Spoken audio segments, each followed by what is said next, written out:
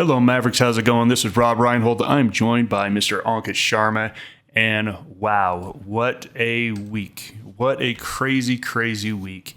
And last week was so packed full of market movements, volatility, central banks, that we're going to be looking at this next week and say, whew, luckily there's not a whole lot going on. The market's still going to be volatile, but we had absolute fireworks last week. So we had the equity market continue to sell off. It's now been down 10 out of 11 weeks. This is a terrible streak in equities. Money's coming out of every asset class, cryptos, stocks. It's just money's coming out. We had 4 central bank announcements. We had the FOMC. They hiked rates by 75 basis points. That was a quarter point more than the market expected. We had the SNB. They hiked rates by 50 basis points. The market was not expecting them to raise rates at all. So that was a big surprise. The Bank of England hiked rates by 25 basis points as expected. And the Bank of Japan made no policy change. And so we've got, again, central banks all moving together, except for a couple of them. And I know Ankit and I were discussing this earlier about how people say, oh, the Fed raised 75 basis points. Why isn't that like the most amazing thing? And I said, look, when everyone's raising 50 or 75 basis points, there is no relative strength or weakness. So let's say the Fed raises rates by 0.5%, and so does Australia, so does New Zealand, so does Canada. All of a sudden, it's just simply the same as everyone else. But I think what you really need to do is take a look at the 2 central banks that are not raising, because everyone else is raising rates aggressively. That's the Bank of Japan and the ECB. Those are the 2 central banks that are not moving. And I think you can really take a look out and see which one of these currencies are going to be strong and which ones are weak. And I think you can tie it to the lack of central bank movement. Ankit, what do you think about what we heard from central banks this week? Hey, I think it's pretty clear where the central bank stands, and again, that's where we're seeing the biggest move. I mean, the divergence that are in central banks is where the movement has been. Like what we just discussed, the yield differential. If everybody's raising around the same time, then it doesn't really create that yield differential, and that's what we traders are focusing on. It's the yield differential, and that's why we've seen trading currencies like dollar yen. I mean, there's a yield differential. Swiss franc yen, big yield differential because they're raising rates and they're not. I think Bank of Japan is the clear loser in there, and despite fighting these yields that the Bank of Japan policies have set up, I think on the last meeting they were pretty clear. Like they're not looking to make a change until they're forced to. So I think we probably continue with that divergence. Yen again. The question is that how much is that priced in already? Again, a lot is, the kind of price in there, but at the same time, right now, the forward guidance is really where the focus needs to be because, this is out of the way, but are they continuing on that path? And that's just going to drive the currency higher and lower. ECB, as you say, I think they had an emergency meeting last week, but I think the ECB is likely to raise rates at the next meeting in July. But I think they'll be the one that will be the last to catch up. So the Bank of Japan is going to be the one that's eventually going to be left out. But they're all kind of following the same path. Absolutely. I mean, it's just so key that everyone understands it's the differential. When one central bank raises by 75 basis points and the other one only does 25 basis points, that's going to affect the currency for sure. The last week, and again, Rob, I want to talk about the whole yield differential because I had a lot of questions from traders too. And again, if you go back in time, we are seeing things that we haven't seen for decades. I mean, I do not remember in my trading career, again, I've been trading since '08 with Maverick. I don't remember, all central banks moving around the same time. And that creates a tug of war. I mean, I don't want to say it's a currency war, but it creates a tug of war. I remember back in 14, you had the FOMC wanted to raise rates, but then all the other central banks were like, no, we enjoy our currency being weak. So they love the differential there. I think now it's a unique opportunity or a unique environment. So you have to think differently than what we have been programmed to in the past few years. You gotta make that change. And I think at this point, you can't just say, yeah, I got to go long this currency and this is going to have a biggest run. I feel like they probably have this tug of war where they get pushed around back and forth. And that probably will continue until anything changes. So I just wanted to kind of add that in there. Yes, it's definitely a driving force in the market right now. Let's take a look at the numbers. Let's take a look at stocks. Stocks down 5%. Ugly, ugly week. And look, we had 2 up days in there.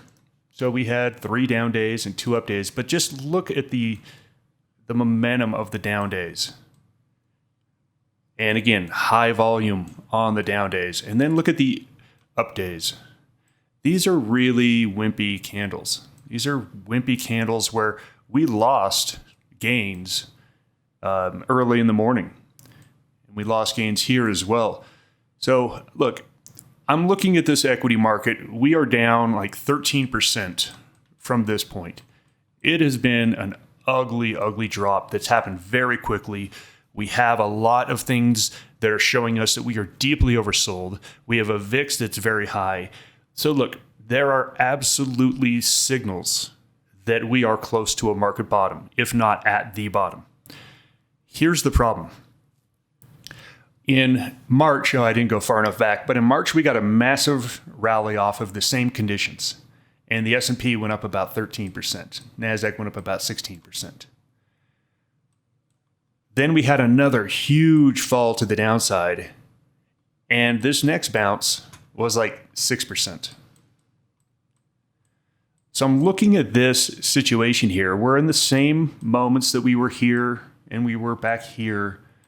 But you can see here, the market bounces are getting a little bit less. So I do think we are at or near a market bottom. Here's the problem is I just don't think there's a whole lot of upside. I think this is going to be more of a base than anything.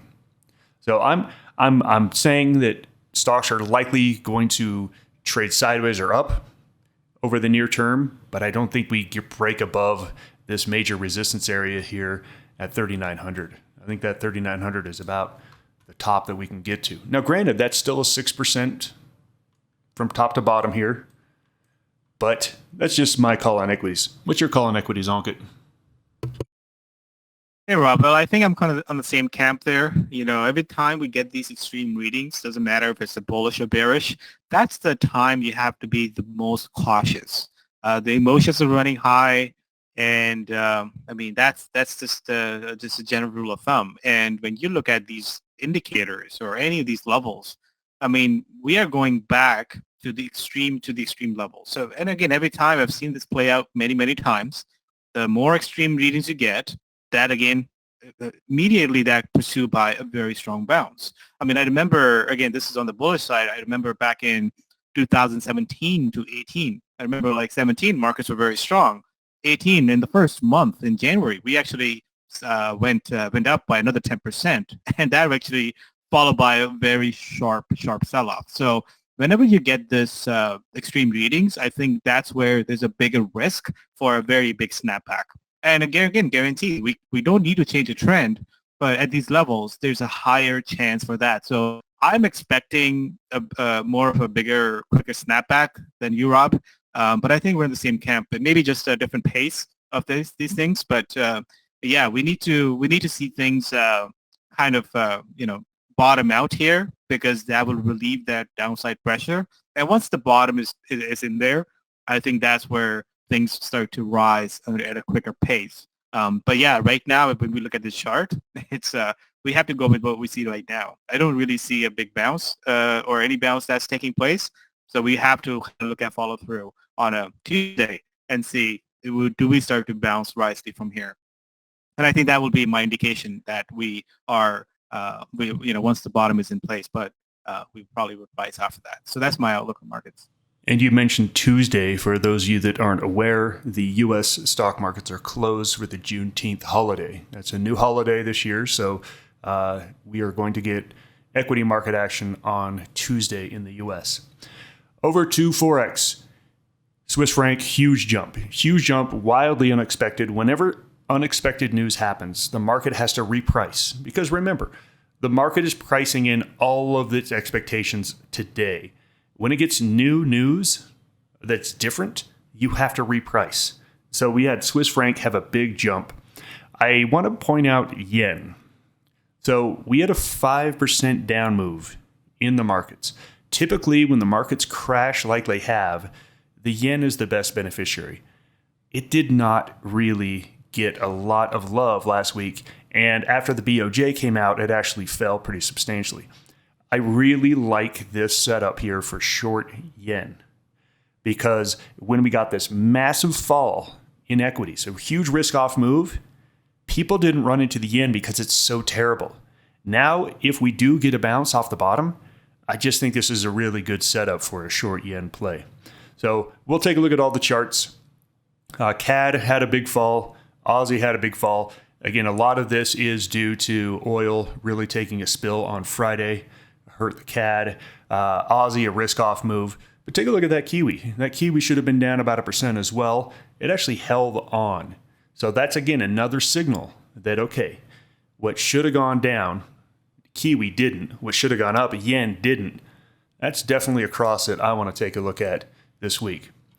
And in cryptos, I just wanted to point it out. A theme in there is like, I mean, if you should go back in there, what got hit the most? The things that actually have been doing really well. CAD has been, the best performer for months. That's what got hit the most. Aussie relatively has been doing really well, got hit the most. So this is, again, it's kind of showing us that, when things that have been so worse all this time and they start going down, again, that could be an indication that, maybe things start to turn. Again, same thing with the pound.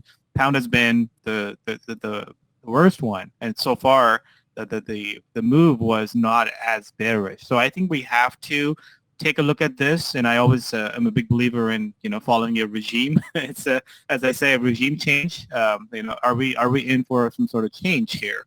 Because some certain things have been going on for weeks and months, actually.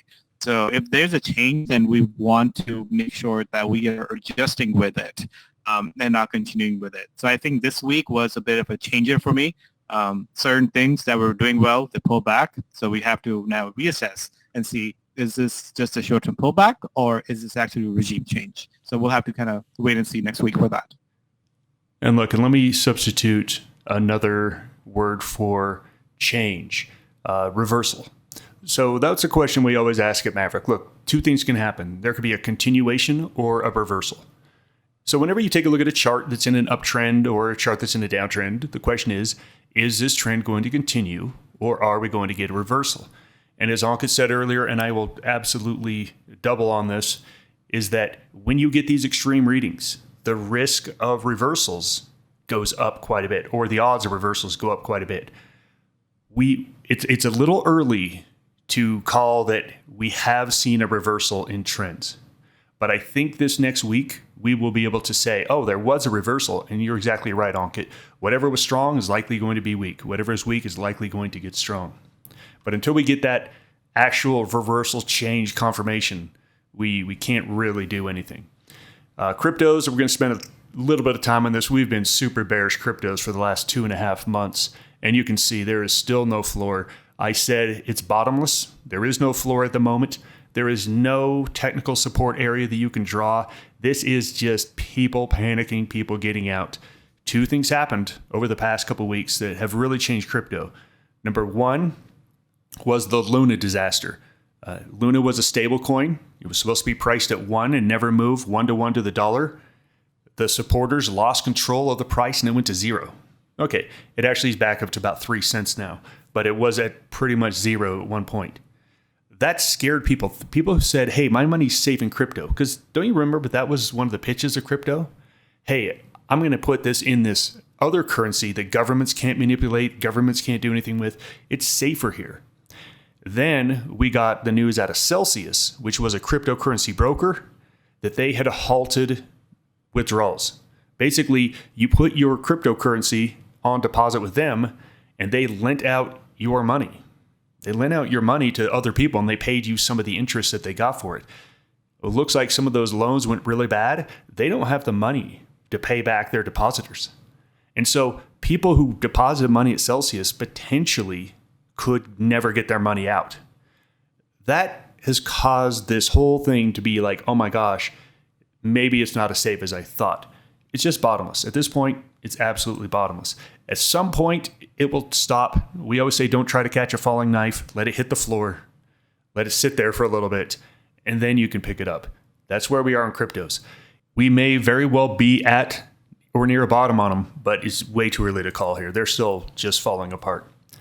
Hey, Rob, I just want to quickly add to the whole crypto talk there. And I think I want everyone to kind of look at charts from 2018 because the situation was a lot similar. The markets were falling, the yields were rising, and you had a crypto and Bitcoin at that time that took the massive fall. So if you look at the recovery, when the market bottomed out, it doesn't mean that the crypto will bottom out.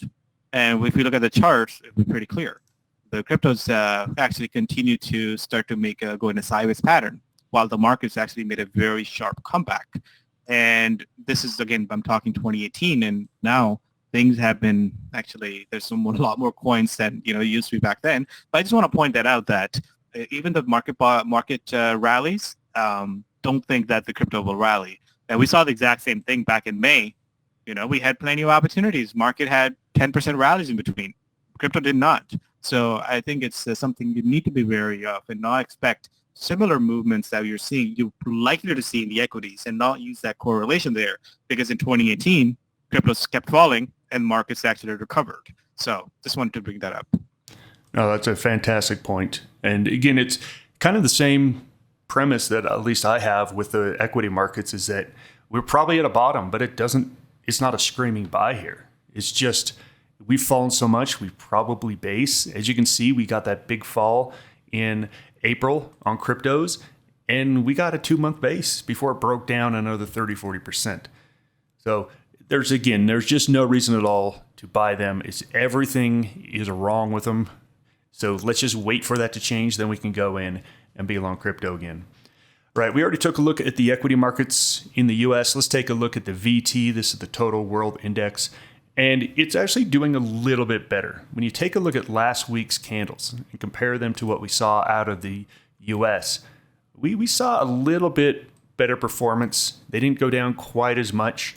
This, again, is also supportive of there possibly being a change from the US assets being more highly valued and highly sought over to the international markets now getting some love. Because as that money is flowing around, the money that was flowing into the U.S., it might come out of the U.S. and go to other places. And we're starting to see a little bit of outperformance of international versus U.S.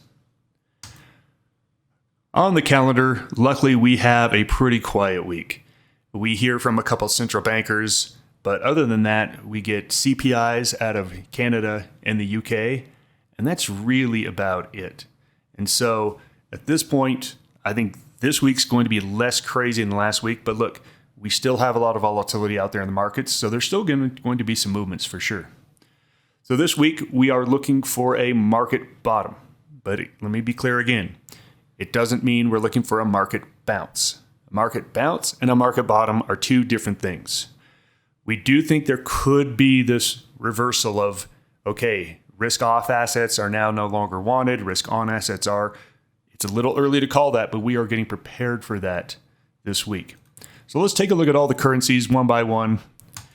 I'm going to do a really quick rundown of cryptos. You know how I feel about cryptos. I've been crystal clear over the last couple months. Right now, we're at a -3 on trend score, but we're at a 0 on Bitcoin, on velocity score. So all we're saying is the long-term trend is down, but right now it's going nowhere. It's sideways. We see the same thing in Bitcoin Cash, downtrend on a longer-term chart, but more of a sideways trend on a short-term chart. Ethereum, same thing, -3.0. Litecoin, -3.0. Let's jump over to Forex here. This is where the action is right now. Forex is by far the superior place to be trading here. It's fantastic at the moment. Let's look at dollar. So dollar, we've got an uptrend, and we've got a pretty good velocity score. Here's the problem. And this is where, so one of the things I'm the most proud of in my trading evolution is that I no longer trade my opinion.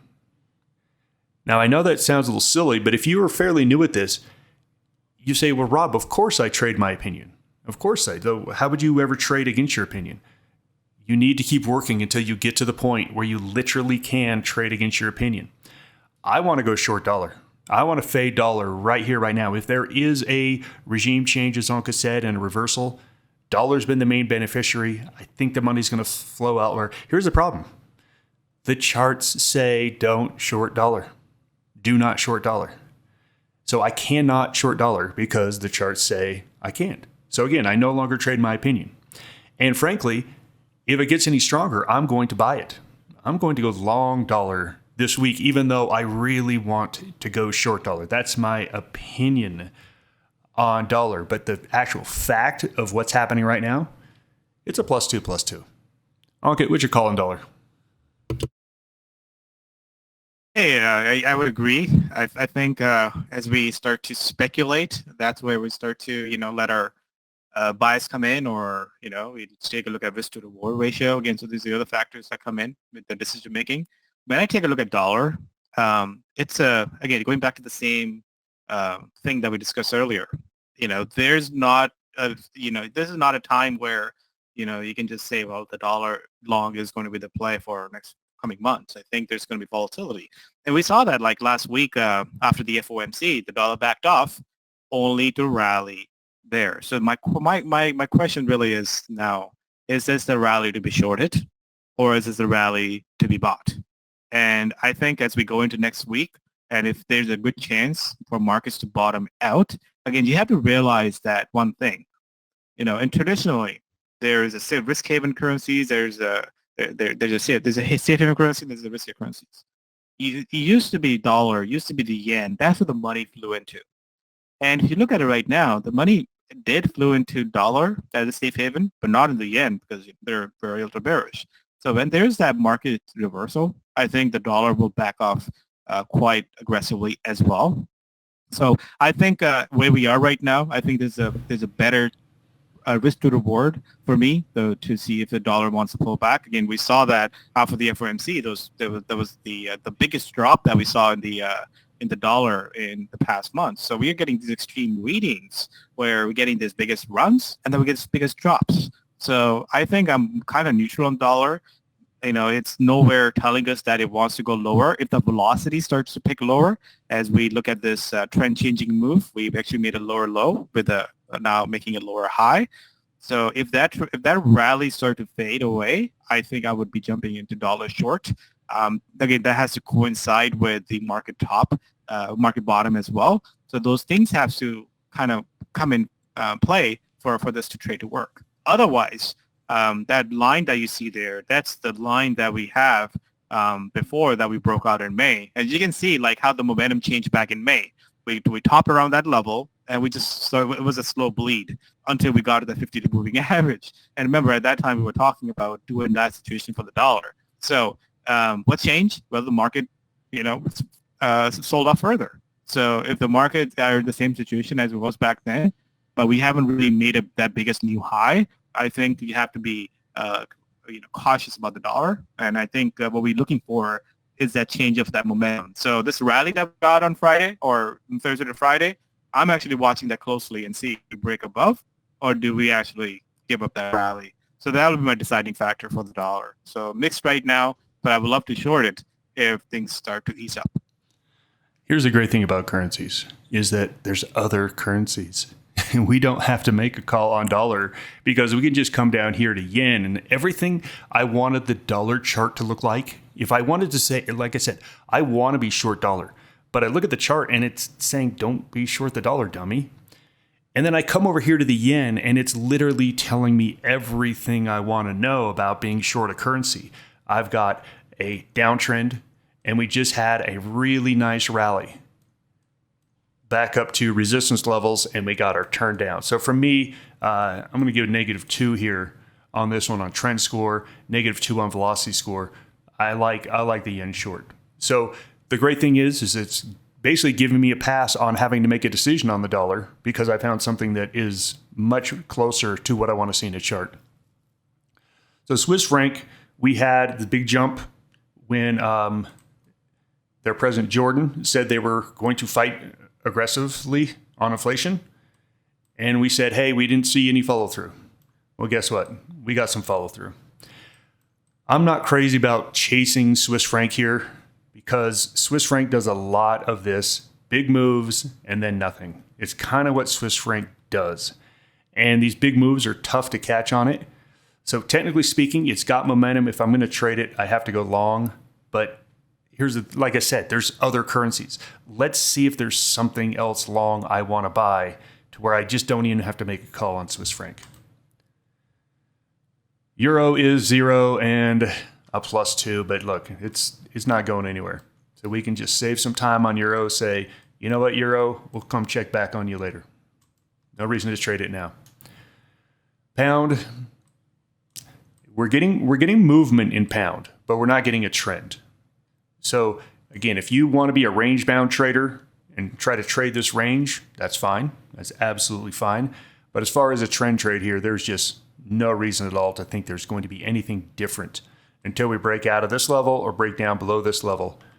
I'm neutral on pound. Going to CAD, and CAD had a big fall. Had a big fall here, and it's trying to hold. It's trying to hold on to this level where the 50-period moving average is. Again, this is do or die for CAD. If CAD cannot bounce and hold this level, like we saw the dollar do about 2 or 3 weeks ago, then I think CAD is short. But until then, right now, it's just at a 0. It's at a 0 in my book on the trend. Let's come over here to Aussie. Aussie is, again, it's not giving us any great indication as far as the trend goes. We've got flat moving averages. We got price action that's just going between levels here.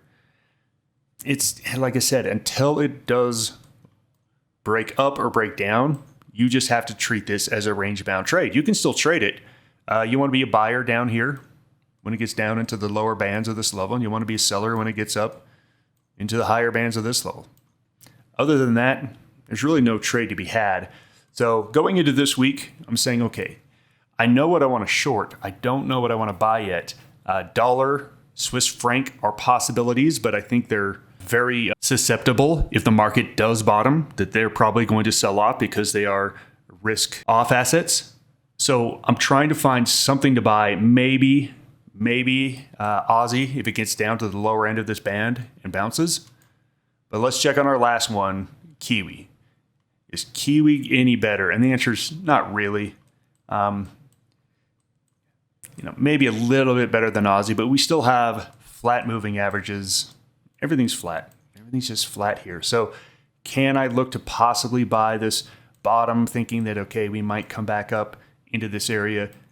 Yes, but there's just nothing great. So here's the problem, is that when I come down and look at the currencies, it's pretty clear here that we've got Swiss franc dollar here, we got yen here, everything else is in the middle. We take a look at where things are going right now. Right now, the Swiss franc has the most momentum. We'll see if it can add on to that move from the SNB this week. I think you're going to get a lot of sideways from the Swiss franc. It's just what the Swiss franc does. It has a big run off news and then goes sideways for a while. So I'm really looking and trying to say, okay, where is the opportunity here? Where is my trade here? If I do think the market is potentially bottoming, I want to be on a risk-on trade.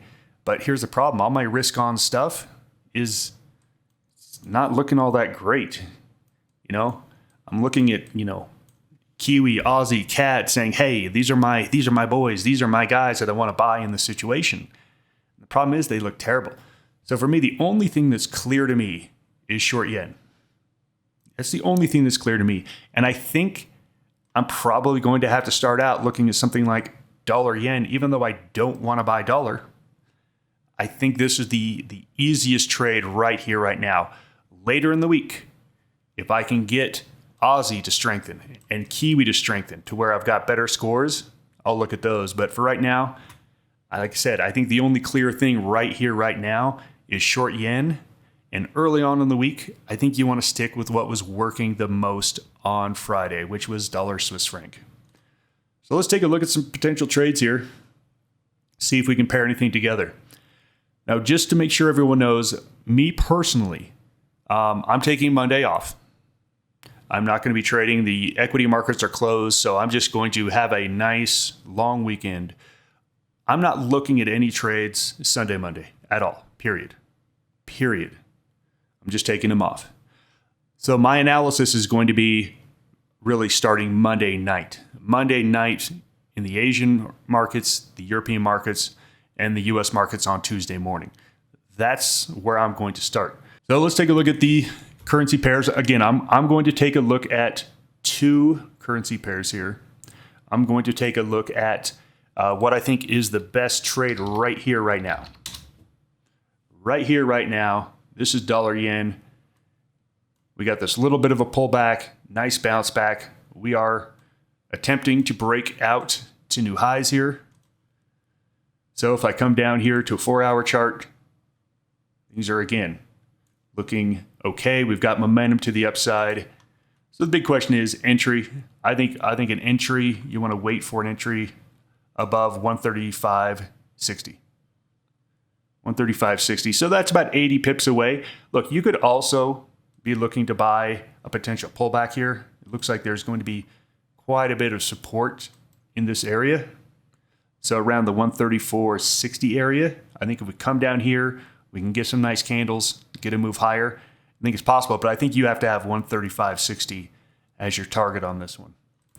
Let's take a look at Swiss franc against yen.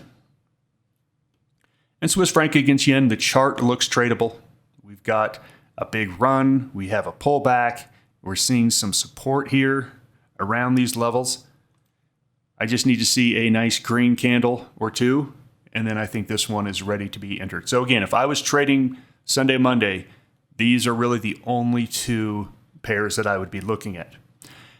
Me starting on Tuesday, I'm going to be looking at something more like Kiwi yen.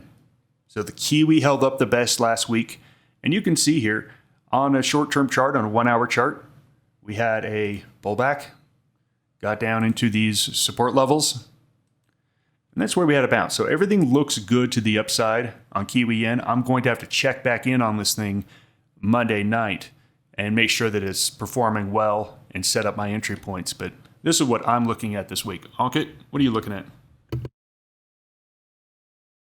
Hey, Rob. Well, I definitely not going to start with some of the usual suspects because, again, I want to see what happened on a Tuesday because that could totally change things because we are right now laser focused on what the market does. I want to start with some of the boring pairs like Aussie Kiwi. Let's pull that up because what I'm looking for is a divergence. Is this a regime change as we discussed? So if you look at the daily chart, I mean, the daily chart was kind of messy on last week because you can see like we did pull back from that 150 level and we got back to 101, 110.50, and that one candlestick got us to that big level. It almost recovered those losses and then it reverses back pretty quickly. So if you look at Aussie Kiwi has, enjoyed that divergence with the Kiwi for, months now. We're running it at 7 months. And even though I go back in time, you can actually see this thing happening over and over again where these two things like diverge for the longest time. And then, boom, right? It's a change. So what I'm looking for is a regime change. And Aussie Kiwi was a big change last week for me, especially with that failed breakout on 150. We see this double top at 1150 and reverse back. And so we really want to use the moving averages here to kind of guide us to see, where is the next move? And if you guys zoom back, we have actually broken below the 50-day moving average. So when was the last time we were below the 50-day moving average? So if you look at it in the past here, it was back in March. But before that, it's been in an uptrend. And if you go back there, this thing has enjoyed that privilege of being better than the Kiwi, and the Aussie has done really well. Is that about a change? And I think that's where I personally think that the Kiwi is really undervalued right now. And we have the RBNC rate statement that's also due in the next 3 weeks. And a lot of times we see these runs in currencies beforehand. So RBNC and RBA, they're actually scheduled the same week in July to announce their rate statement. But until then, I'm really looking for that regime change where that divergence that takes place. We saw this back in February where We got to the highs, and then we actually did pull back, got below the moving average there. This time, the price action is much more quicker and swifter. So if this stays below the 50-day moving average, I think it's going to be an easy decision-making change for myself. And then we have actually been more long the Aussie than the Kiwi. I think I would then change that. And if I'm looking for long pairs, I would rather go with Kiwi dollar. I'd rather go with Kiwi yen instead of an Aussie dollar or Aussie yen. So that's my first pair that I am really paying attention to. I think the other pair that I'm paying attention to is Euro Swiss franc. And I think this is where there's another opportunity. Right now, we already know Swiss franc, they have already announced their rate. And you can see that like we got below that parity level and it quickly bounced off back in March. And you can see, we look at the tail that we got on this one. I personally think in the next meeting, and I think that's what we were actually getting in consensus as well. Remember, we start to get runs in currencies in the anticipation of an event.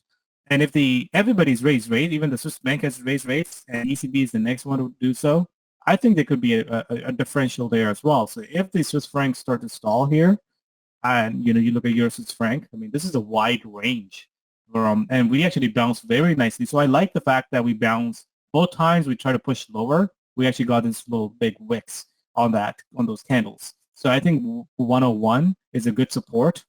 One parity level is the ultimate support. But if you're trying to decide between, okay, is the euro better or Swiss franc better, just pay attention to that one, because we might start to see a change where euro might do a little bit better than the Swiss franc, and we know that, okay, this is the currency pairs we need to focus on. Dollar CAD is another one that I'm paying attention to, and again, irony is that we are looking at levels that haven't tested or been tested and then trying to break out. Dollar CAD, look at the levels. If you scroll out, we tested that level back in May. As you can see, when it backed off pretty aggressively. I mean, that's a 500 pip correction right there.